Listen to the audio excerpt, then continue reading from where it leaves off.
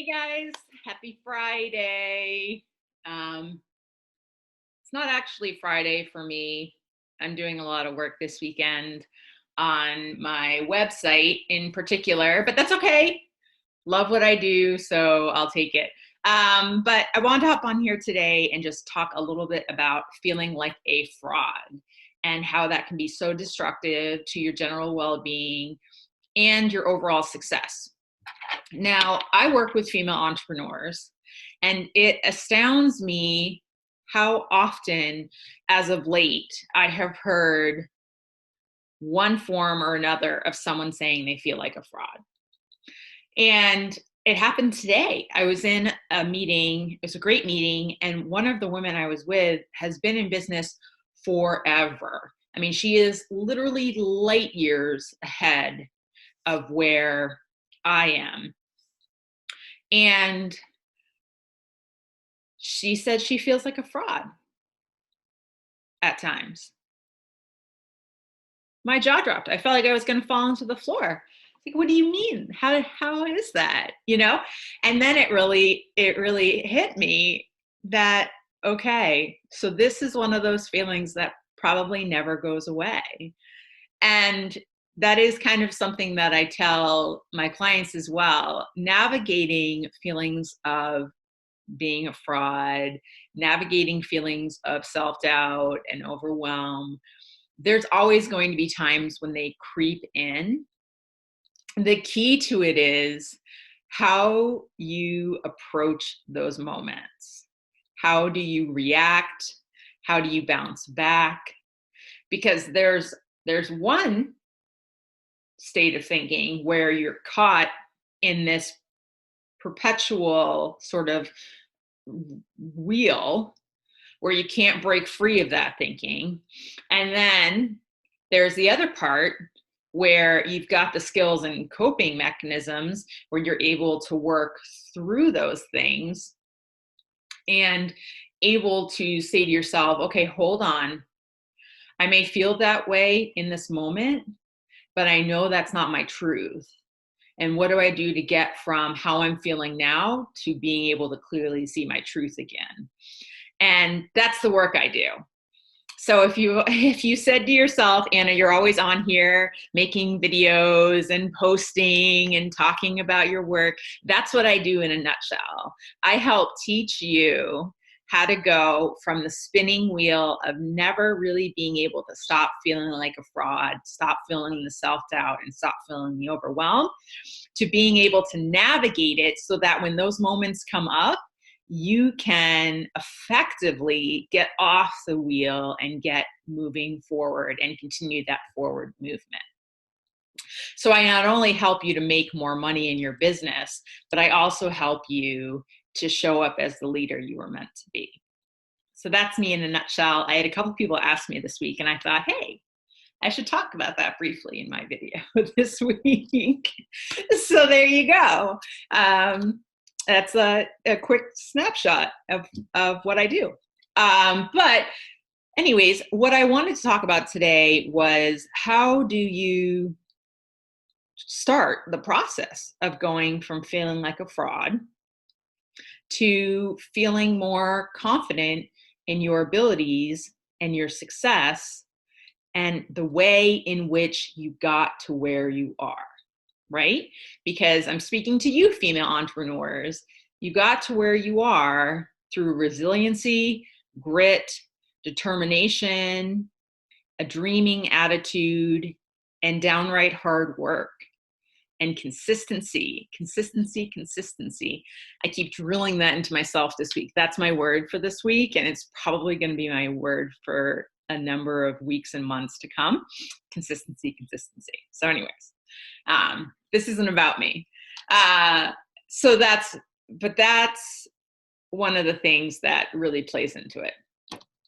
So how do you do that? Right? Well, there's a lot of work that goes into deconstructing all that we have taken in to get us to a point where we start to feel like a fraud in our work. But what can you do in the moment that helps you not only feel better, you don't want to just feel better, you want to be able to have an action step that you can take when you start feeling like those fraudulent voices are coming up in your head, right? So here's what I like to first start off with clients. The first thing I do when I'm working with somebody is I have them, and this is in a moment where you're not feeling necessarily like the fires of fraudulency are burning bright. So maybe it's a down moment, maybe it's a weekend day, you're in your pajamas and you're sipping a glass of wine on a Saturday night, right? It's pretty calm, pretty mellow. I have people write down the top 3 to 5 things they feel they've accomplished. Now, this doesn't have to be New York Times bestselling author and Nobel Peace Prize winner, because I hate to tell you, there are people out there that have accomplished those things that feel like a fraud. Feeling like a fraud for women is a very real thing, especially in the entrepreneurial sphere. So 3 to 5 things. So this could be, I started my own business. I hired my first employee.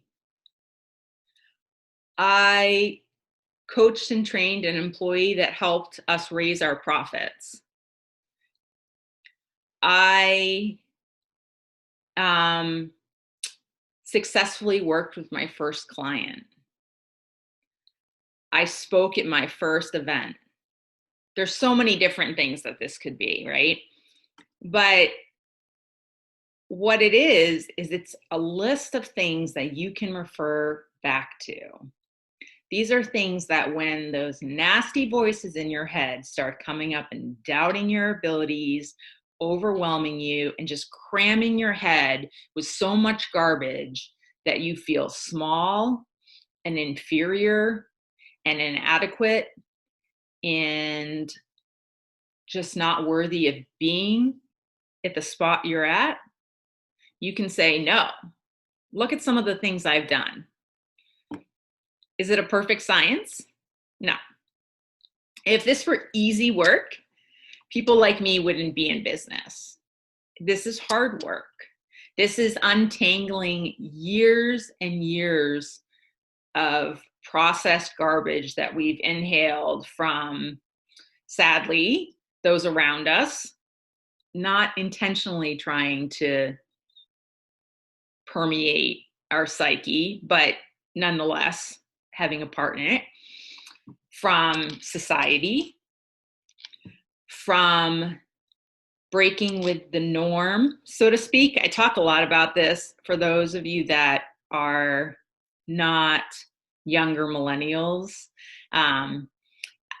There's always this thing when I was growing up that my path was sort of laid out for me, and maybe many of you can relate to this. I know I talk to entrepreneurs all the time, and a lot of people tell me this, particularly women, that their path was sort of identified for them growing up. They were going to go to school, they were going to get a good paying job, they were going to stay at that job, they were going to start their family and kind of just like settle in with life. And being in business, having your own business, means you're constantly taking risks, right?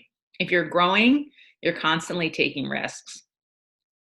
And so you're constantly pushing back against that norm. And in many ways, that norm is pushing back against you. And that dichotomy sort of fuels those feelings of being a fraud. So I want you to hear me on this. Just because you feel and hear something in your head doesn't mean it's the truth. In fact, 90% of the time, I would say, maybe even higher than that, what you're hearing in your head in moments of stress and discomfort is in fact not truth. Couldn't be further from the truth. So I like to reference that little sheet, little note card, little post-it that you carry with you in your wallet everywhere, in your back pocket, in your blazer pocket, in your planner, wherever it is, and you whip that bad boy out whenever you need it. And that's just one of many steps that can help. But I just wanted to give you something that could be tangible for you in the moment that you could put into action today. So next time you feel as though you're not meant to be somewhere, you're not meant to be standing on that stage, who are you to walk into that networking event? Who are you to dream this big for your business? Take out that list. Look at how far you've come. Look at what you've accomplished. There's a lot there, I promise you. So don't lose sight of it, don't lose hope. And there's a lot of work to be done to get through it, yes, but it's work that, when done and done correctly, can do everything to change the game for you and for your business.